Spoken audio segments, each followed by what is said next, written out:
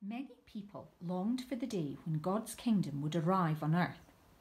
Some pictured it as one long feast for God's chosen people.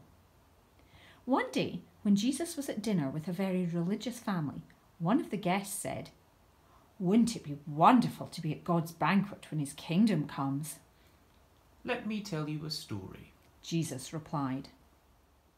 "There was once a woman who planned a big dinner party. She invited the guests and they began to prepare the feast. When everything was ready, she said to her servants, 'Go and call the guests for dinner.' 'Of course, Master.' 'Yes, Master.' At the first house, the owner was just hurrying away. "Tell your master, I'm really sorry I can't come to her party. I've just bought a field and I'm going to look at it." The second guest on the list was just as busy.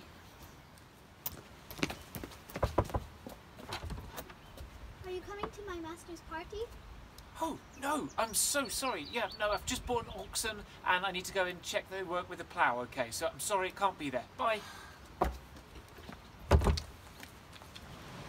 The disappointed servants made their way to the third house.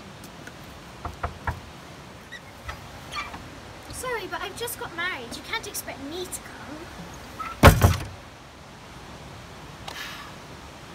One after another, the invited guests made their excuses. Not one would keep his promise to be there. The servants sadly returned home. When the master heard what had happened, she was very angry. "There are plenty of people who would be only too glad to come to my banquets," She told the servants. "Go and invite them. Search the back streets of the town for all the poor and hungry people and bring them here." In no time there was a string of thin, raggedy people. The grubby children skipped on ahead while the old ones hobbled behind. The master welcomed them all. "Welcome, please sit." But when they were all seated at the huge laden table, there were still empty chairs.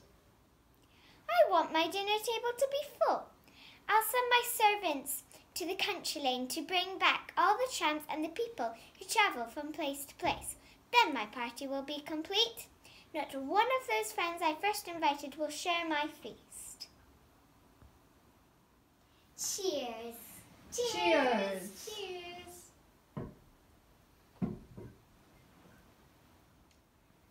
There was an awkward little silence as Jesus finished his story. Could he really be saying that good religious people might miss God's kingdom celebration? Would God welcome instead the very people they looked down on and despised?